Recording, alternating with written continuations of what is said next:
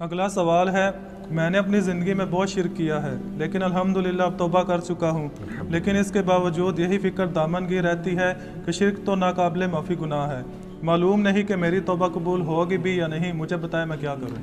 آپ سب سے پہلے تو اس طرح کے خیالات سے توبہ کریں جو آپ کر رہے ہیں، ٹھیک ہے؟ اس کی وجہ یہ ہے کہ سورہ التوبہ کی آیت نمبر 70 میں اللہ تعالیٰ نے فرمایا کہ جو شخص توبہ کر لے سچے دل کے ساتھ، اور اس سے پہلے بڑے بڑے گناہوں کا ذکر ہوا ہے، ان میں سے ایک شرک بھی ہے، بلکہ اب یہ کریٹیکل سوال ہے تو میں یہ آیت پڑھ کے بھی بتا دیتا ہوں۔ پارہ نمبر 19 کے اندر جا کے سورہ الفرقان کی آیت نمبر ہے یہ 70۔ اعوذ باللہ من الشیطان الرجیم، بسم اللہ الرحمن الرحیم۔ ہاں جی، یہ آ گیا،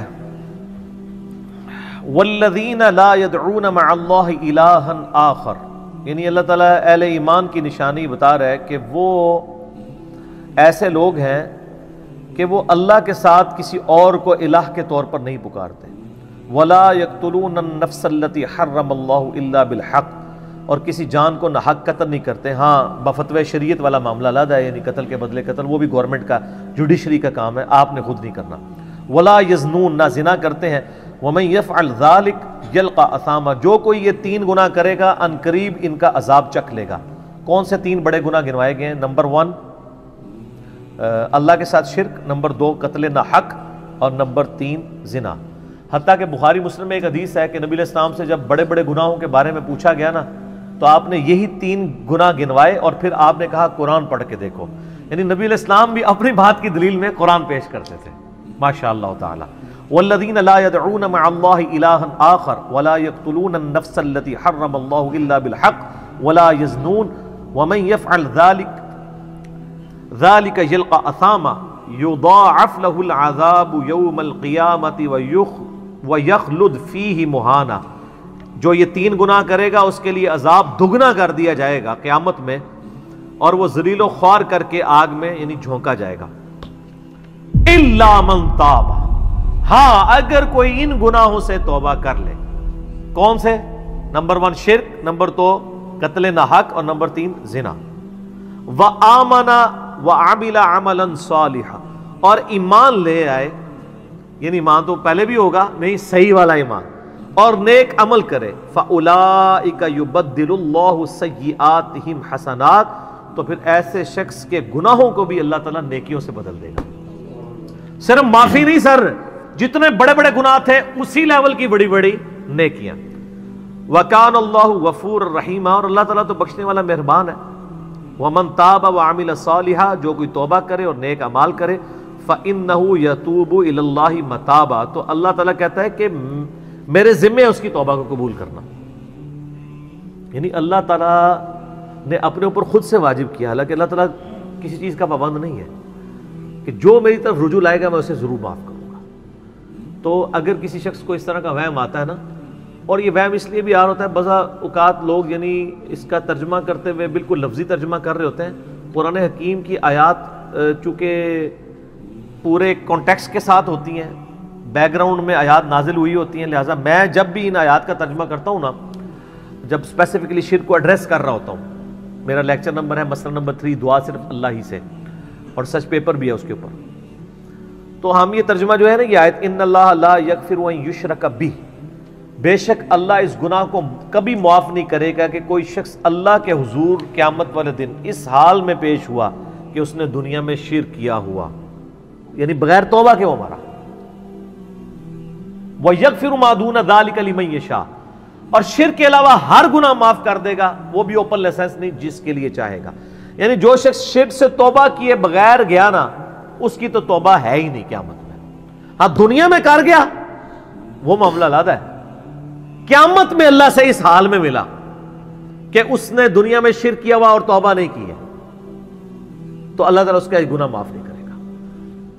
وَمَن يُشْرِكْ بِاللَّهِ فَقَدْ ضَلَّ ضَلَالًا بَعِيدًا، جو کوئی شرک کرتا ہے وہ گمراہی میں دور جا پڑا، وَلِعَوْذُ بِاللَّهِ تعالی۔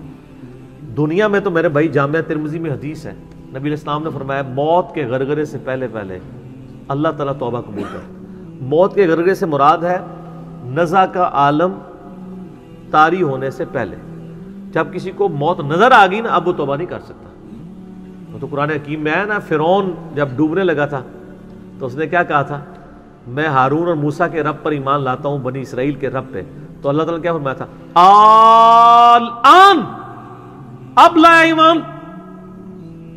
حالانکہ ایمان تو لے آیا تھا، وہ گرگرا تو وہ لے ہی رہا تھا نا، غوطہ تو کھا رہا تھا نا. تو موت کے گرگرے سے مراد ہے نزع کا عالم طاری ہونے سے پہلے. اور اس میں ایک پوائنٹ کئی دفعہ ہائی لائٹ کر چکا ہوں، یہاں پہ بھی کر دوں. اگر آپ کو کسی شخص کے بارے میں یہ پتا چل جائے نا کہ اس کو لا علاج بیماری لگ چکی ہے اور وہ اب کچھ عرصے میں ایکسپائر ہو جائے گا، جیسے کینسر ہے، یعنی ہم نے یہ لرن کر لیا نا کہ کینسر جب 3rd سٹیج کے اوپر پہنچ جاتا ہے تو وہ انسان بچتا نہیں ہے. جس شخص کو کینسر ہوا ہے یا سپوز اس کے گردے فیل ہو گئے یا دل بالکل ایج پہ پہنچ چکا ہے، ایسے لوگوں کو یعنی پاکستان انڈیا میں تو لوگ چھپاتے ہیں کہ پہلے ہی نہ کہیں مر جائے وہ سن کے. کتنی حیران کن بات ہے کہ مسلمان جس کے لیے موت ایسٹ ہونی چاہیے، چلو کافر کو تو سمجھ آتا ہے، اس نے تو دنیا ہی کمائی ہے نا، مسلمان بھی یعنی مرنے سے پہلے مر جاتا ہے موت کا سن کے. ایسا تو نہیں ہونا چاہیے اصولاً.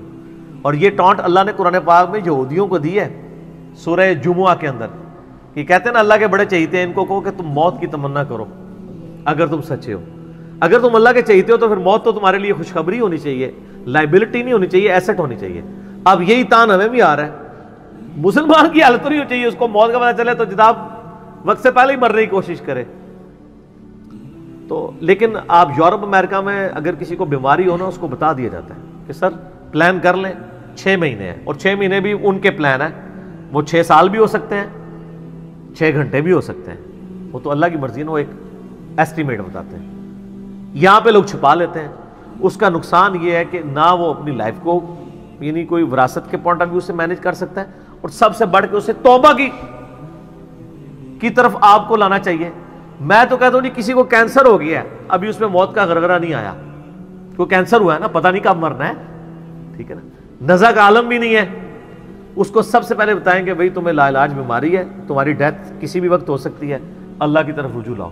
سر اس نے پوری زندگی بھی عیاشی کی تھی نا، وہ اپنی آخرت مینج کر سکتا ہے،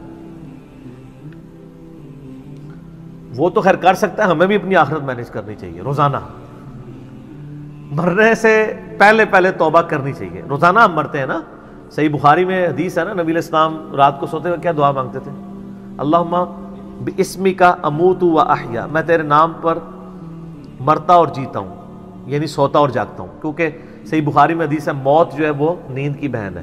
اور جب آپ صبح اٹھتے ہیں تو وہ بھی صحیح بخاری میں دعا ہے، الحمدللہ الذی احیانا بعد ما اماتنا والیہ النشور.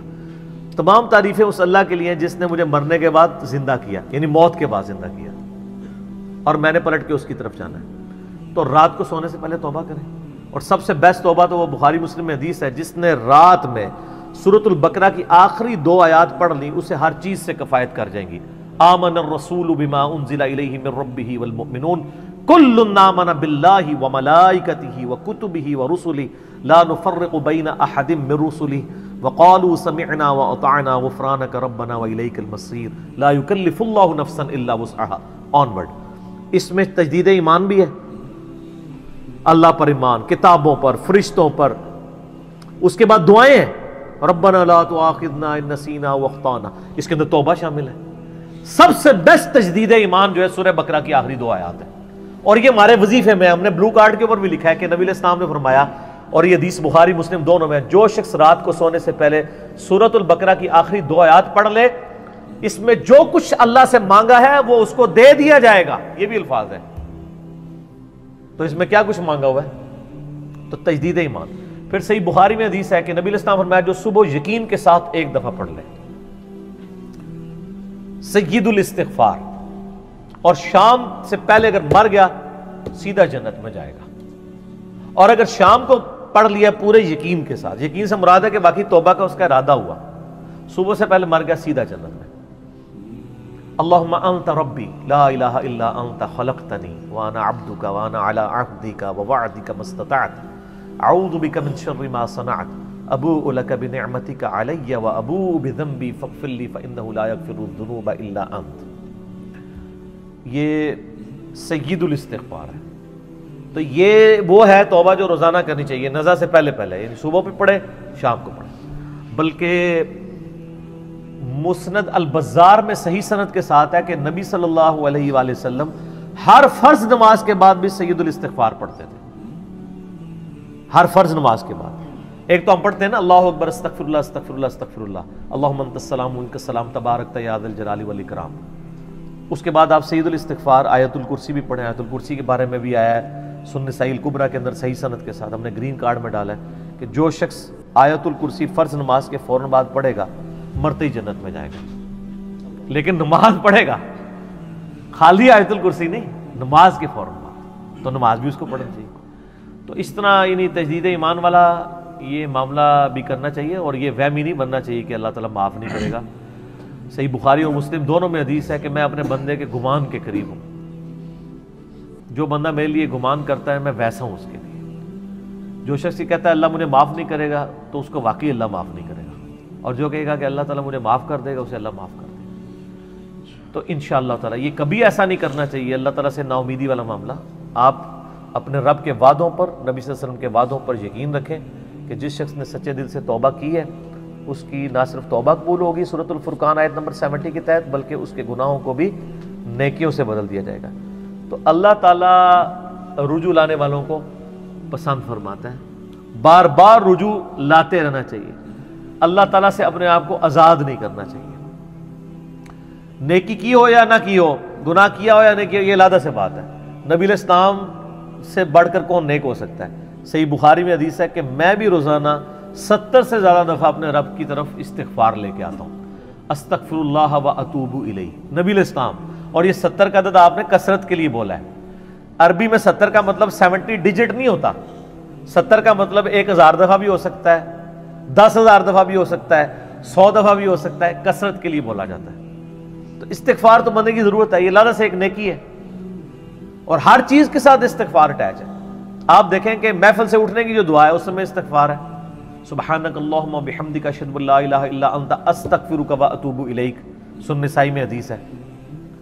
پھر سنن نسائی الکبریٰ میں حدیث ہے کہ نبی علیہ السلام وضو کے بعد بھی یہ دعا پڑھتے تھے، سبحانک اللہم بحمدک اشہد ان لا الہ الا انت استغفرک و اتوب الیک، اور فرمایا یہ پڑھ لو تو یہ اللہ تعالیٰ قیامت کے دن تک کے لیے اس کو سنبھال کے رکھ دے گا، تمہیں اس کے عوض نیکیاں ملیں گی۔ ٹھیک ہے نا؟ تو رجوع اللہ، استغفار، ہر وقت اللہ کی طرف رجوع لاتے رہنا۔